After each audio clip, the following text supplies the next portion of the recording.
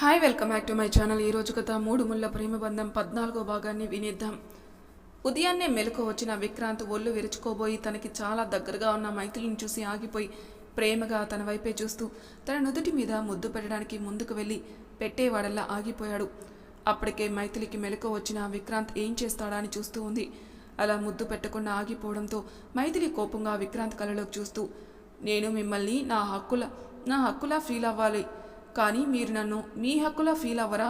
మీరెందుకు నాకు ముద్దు పెట్టకుండా ఆగిపోయారు అని చిన్నపిల్లల క్యూట్గా అడిగేసరికి విక్రాంత్కి చాలా ముద్దుగా అనిపించింది. తనని అలాగే నవ్వుతూ చూసి, అంటే మన ఫస్ట్ కేస్ కదా మైథిలి, నువ్వు నిద్రపోతున్నప్పుడు పెడితే ఆ కేస్ని నువ్వు ఎలా ఫీల్ అవుతావు, అందుకే ఆగిపోయాను. అయినా నేను ప్రేమగా పెట్టే ముద్దు నువ్వు ఫీల్ కాకపోతే ఎలా చెప్పు అని చెప్పాడు.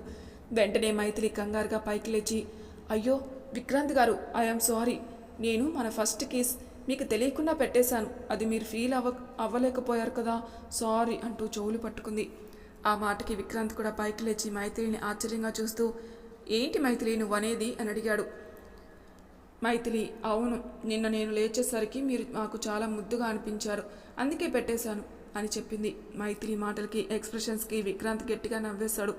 మైథిలి విక్రాంత్ నవ్వుని అలాగే చూస్తూ తన చేతిని పట్టుకుని, మీ దగ్గరికి రావడానికి నేను ఇబ్బంది పడకూడదు, మిమ్మల్ని నా హక్కులా భావించాలి అని మీరు అనుకున్నప్పుడు నేను కూడా మీరు నా దగ్గర అలాగే ఉండాలనుకుంటాను కదా అని అడిగింది. ఆ మాటకి విక్రాంత్ మైత్రిని దగ్గరికి తీసుకొని తన గుండెల మీద పొదుముకొని, నేను ఆల్రెడీ నీ విషయంలో నీకు ఇష్టం లేకుండా చాలా పెద్ద తప్పు చేశాను, మళ్ళీ మళ్ళీ అదే చేస్తానేమో అని నిన్ను ముట్టుకోవడానికి ధైర్యం సరిపోవట్లేదు మైథిలి అని చెప్పాడు.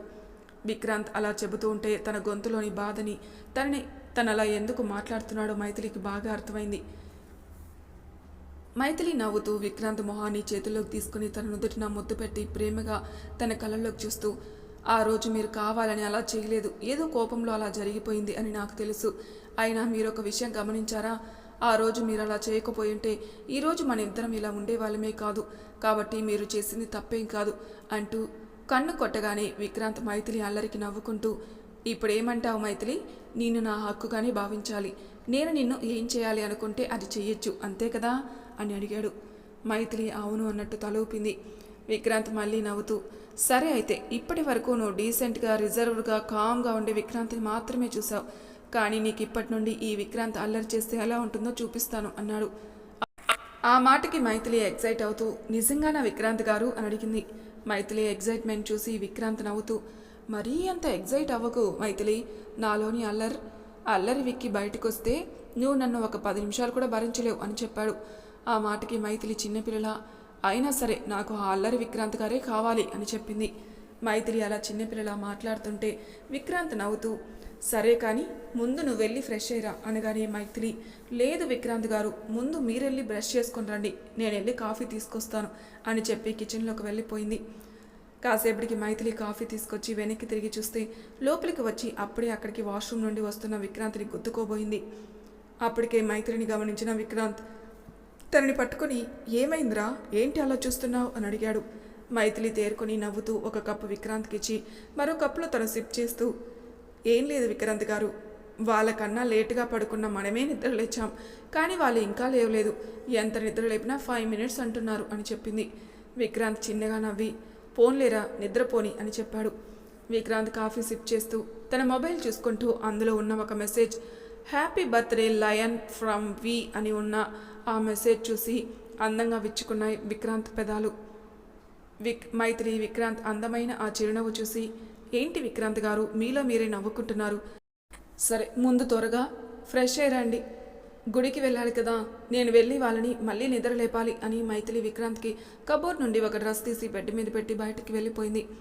విక్రాంత్ మైథిలి వెళ్ళిన వైపే చూస్తూ, సారీ మైథిలి, నీ దగ్గర ఏ విషయం దాచకూడదనుకున్నాను, కానీ తప్పట్లేదురా, నా జీవితంలో బాగా ముఖ్యమైన 2 వ్యక్తుల్ని నీకు ఇంకా పరిచయం చేయలేదు, వాళ్ళని నీ ముందుకు తీసుకొచ్చే టైం కోసమే ఎదురు చూస్తున్నాను, సమయం రాగానే వాళ్ళని ఖచ్చితంగా నీ ముందుకు తీసుకొస్తాను అనుకొని ఫ్రెష్ అవ్వడానికి వాష్రూమ్లోకి వెళ్ళిపోయాడు. అటు మైథిలి ఒక్కొక్కరిని కష్టపడి నిద్ర లేపి కాఫీ ఇచ్చి ఫ్రెష్ అవ్వడానికి వాష్రూమ్లోకి నెట్టి తను కూడా ఫ్రెష్ అవ్వడానికి రూమ్లోకి వచ్చేసరికి విక్రాంత్ తను బెడ్పై పెట్టిన డ్రెస్ వేసుకుని రాజకుమార్లా చాలా అందంగా రెడీ అయి బాల్కనీ దగ్గర నిలబడి ఎవరితోనో ఫోన్లో కాల్ మాట్లాడుతూ ఉన్నాడు.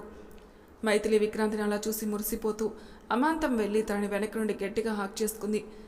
మైథిలి సడన్గా అలా చేసేసరికి విక్రాంత్ ఒక క్షణం పాటు ఉలిక్కి పడ్డాడు. కానీ వెంటనే తేరుకొని తనని చుట్టుకున్న మైథిలి చేతుల్ని పట్టుకుని తన ముందుకు తెచ్చుకొని మైథిలి మొహాన్ని దోసిట్లోకి తీసుకుని ప్రేమగా ఆమె కళ్ళల్లోకే చూస్తూ, ఏంటి మైథిలమ్మా, నిన్నటి నుండి సర్ప్రైజుల మీద సర్ప్రైజులు, షాకుల మీద షాకులు ఇస్తున్నావే అని కళ్ళెగరేగానే మైథిలి నవ్వుతూ విక్రాంత్ని గట్టిగా హాక్ చేసుకుని, ఎందుకంటే మీరు చాలా ముద్దొస్తున్నారు కాబట్టి అని చటుక్కున తన బుగ్గ మీద ముద్దు పెట్టి వాష్రూంలోకి పరుగు తీసిపోయింది.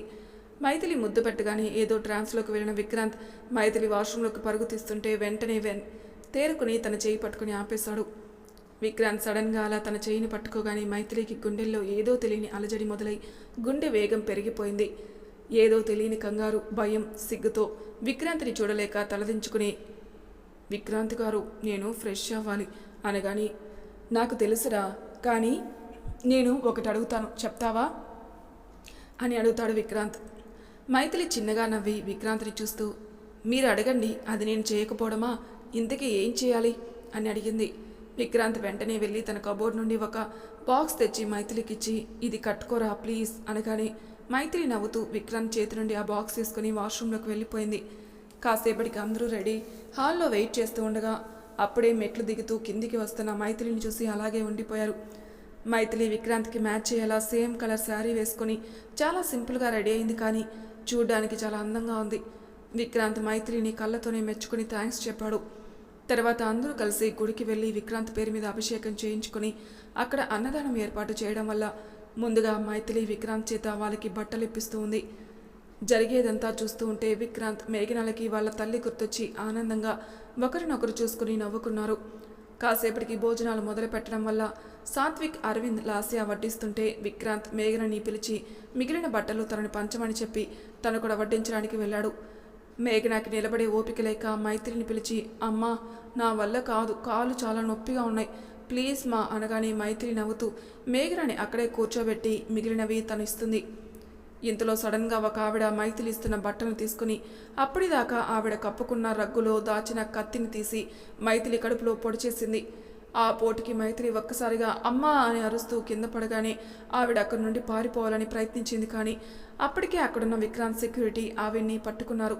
ఇదంతా ఫ్రాక్షన్ ఆఫ్ సెకండ్స్లో జరగడం వల్ల మైథిలి పక్కనే ఉన్న మేఘన, దూరంగా వడ్డిస్తున్న విక్రాంత్, అరవింద్, సాత్విక్, లాస్య అందరూ షాక్లోనే ఉండిపోయారు.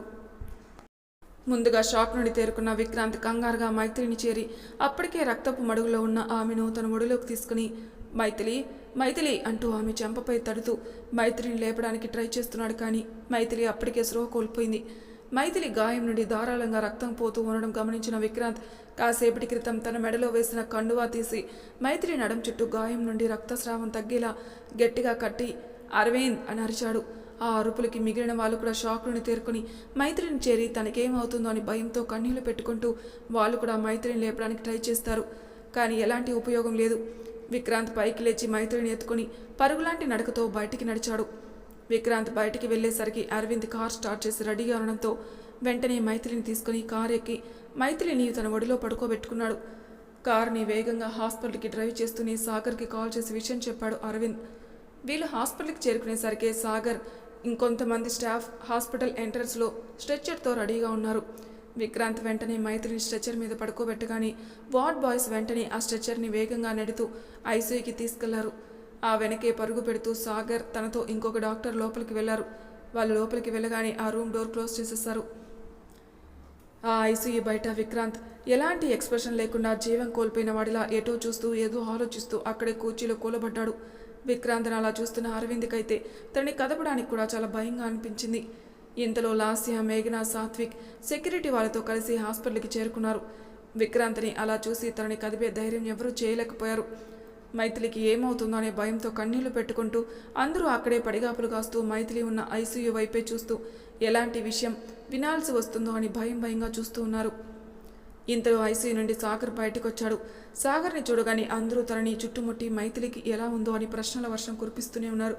కానీ సాగర్ వాళ్ళందరినీ తప్పించుకుని అక్కడే కుర్చీలో జీవం లేకుండా శూన్యంలోకి చూస్తూ ఆలోచనలో ఉన్న విక్రాంత్ ఎదురుగా మోకాళ్ళ మీద కూర్చొని తన చేతులను పెట్టుకుని విక్కీ అని బాధగా పిలిచాడు.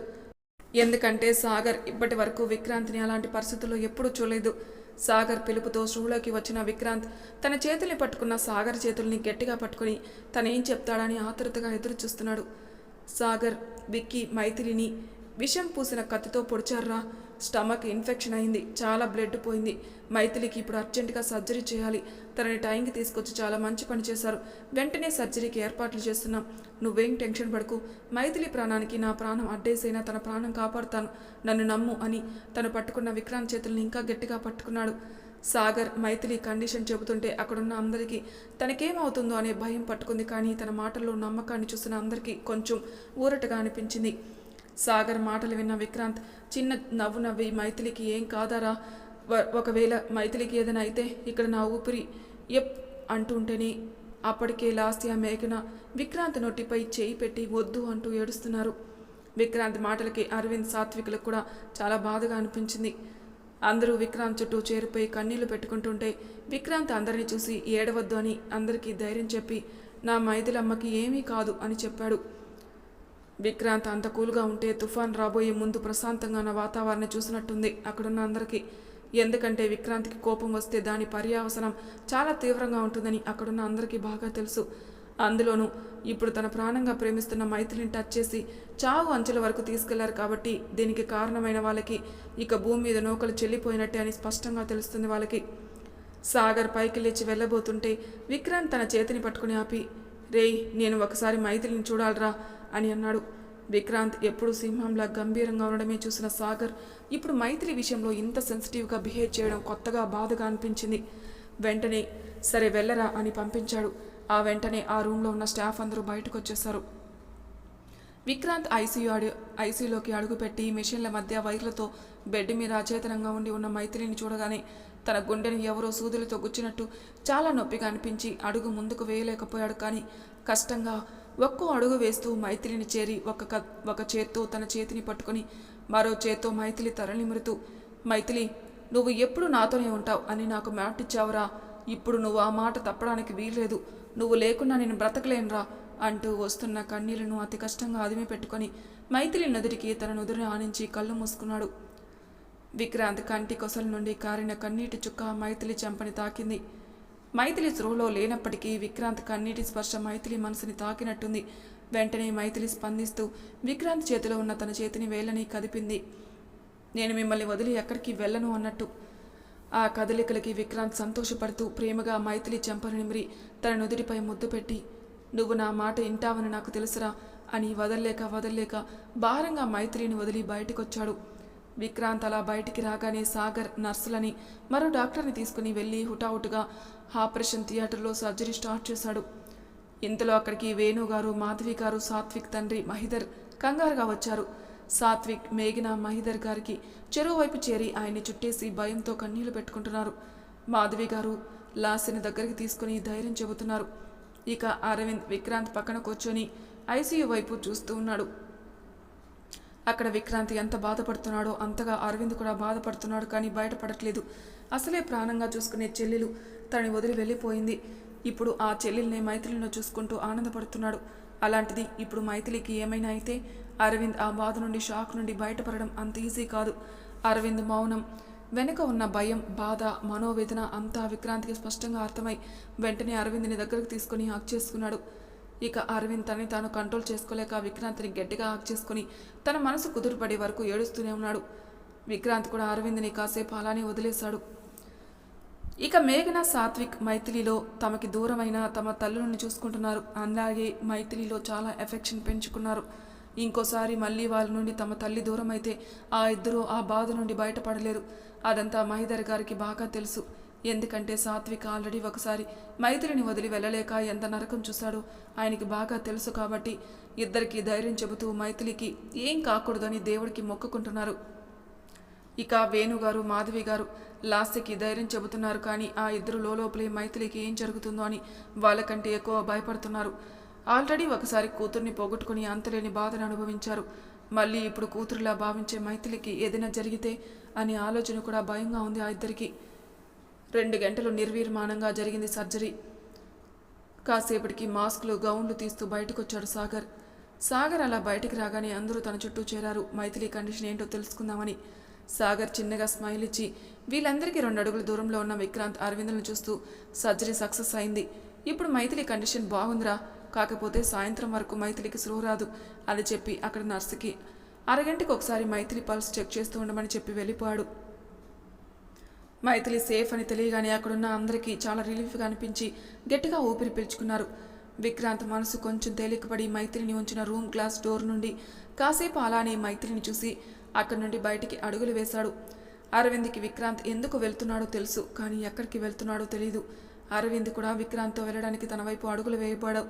ఇంతలో విక్రాంత్ ముందుకు వెళ్ళేవాడల్లా ఆగి, రే అరవింద్, ఇక్కడ నీ అవసరం ఉంది, నువ్వు ఇక్కడే ఉండు, నేను కాసేపట్లో వచ్చేస్తాను అని చెప్పాడు.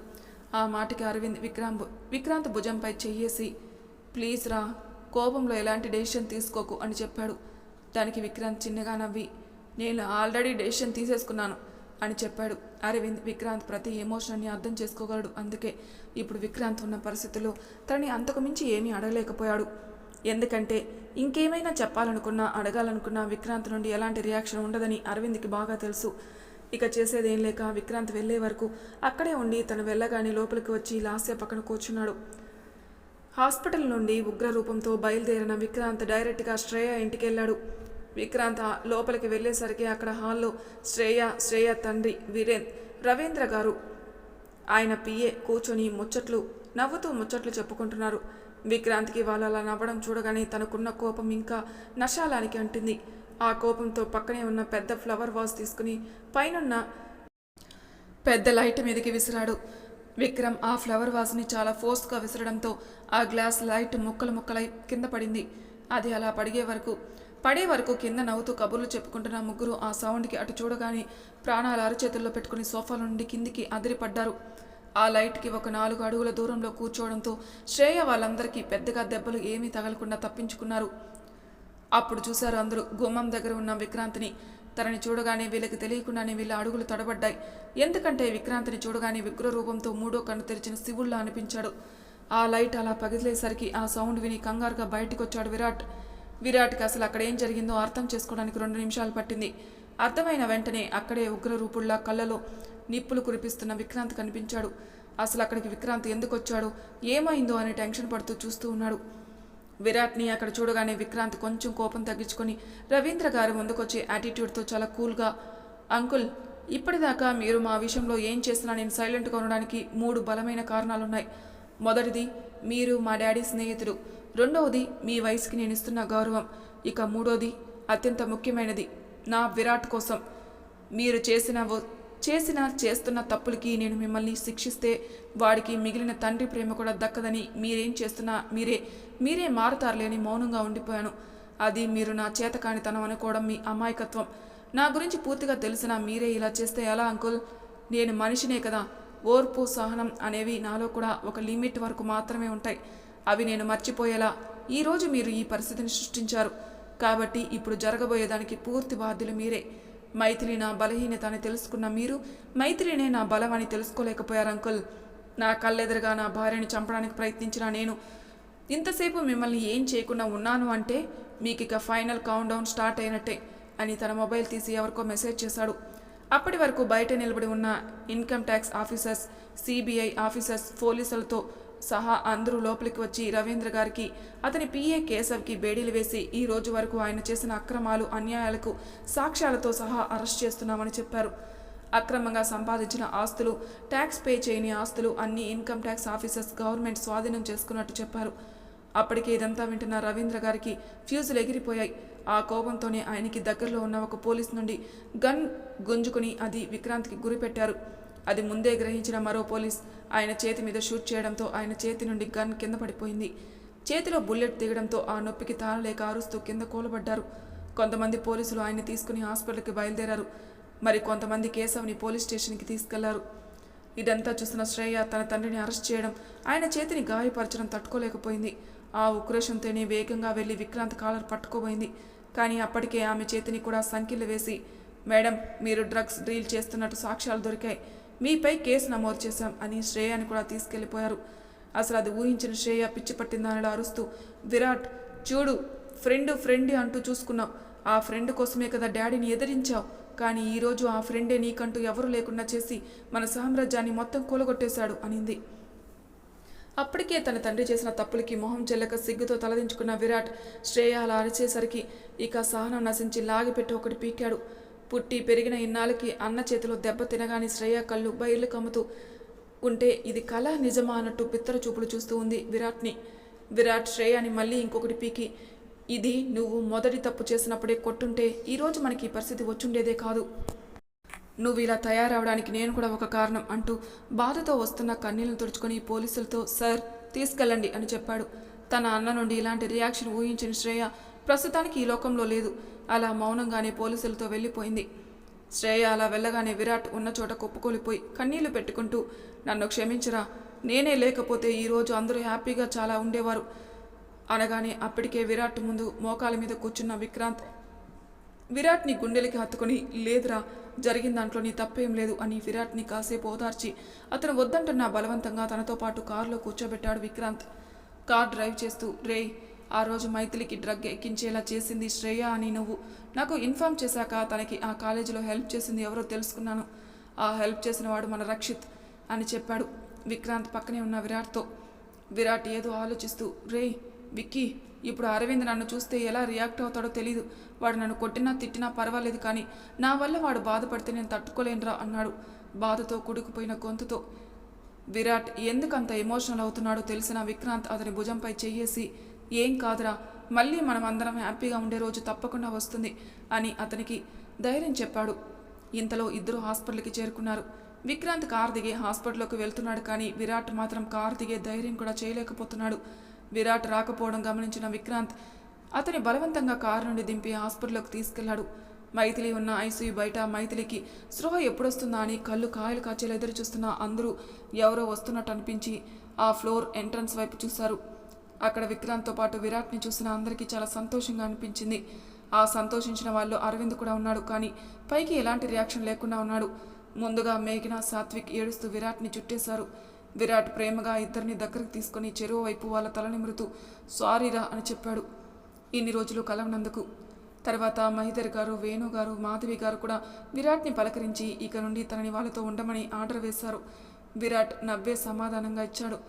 అక్కడ ఇంత జరుగుతున్న అరవింద్ మాత్రం పైకి తనకేం సంబంధం లేనట్టు ఎటో చూస్తూ కూర్చున్నాడు. అరవింద్ అలా తనని అవాయిడ్ చేయడం విరాట్కి చాలా బాధగా అనిపించింది. కానీ తనని ఏమీ అనందుకు ఒక పక్క సంతోషంగా ఉన్నా మరోపక్క అరవింద్ మాట్లాడలేకపోవడంతో బాధగా ఉంది విరాట్కి. ఇంతలో మైథిలి ఉన్న రూమ్ నుండి నర్సు వచ్చి పేషెంట్కి స్లో వచ్చింది సార్ అని చెప్పి వెళ్ళిపోయింది. మరి విరాట్ అరవింద్ల మధ్య ప్రాబ్లం ఏంటి? మైథిలికి ఇంకా ఏదైనా ప్రమాదం ఉందా? విరాట్, అరవింద్, విక్రాంతుల మధ్య రిలేషన్ ఏంటి? నెక్స్ట్ ఎపిసోడ్లో తెలుసుకుందాం. అంతవరకు నా ఛానల్ సబ్స్క్రైబ్ చేయని వాళ్ళు ప్లీజ్ సబ్స్క్రైబ్ చేసుకోండి. లైక్ చేసి షేర్ చేయండి. మీ అభిప్రాయాలు నాకు కామెంట్ రూపంలో తెలియజేయండి. Thank you for listening.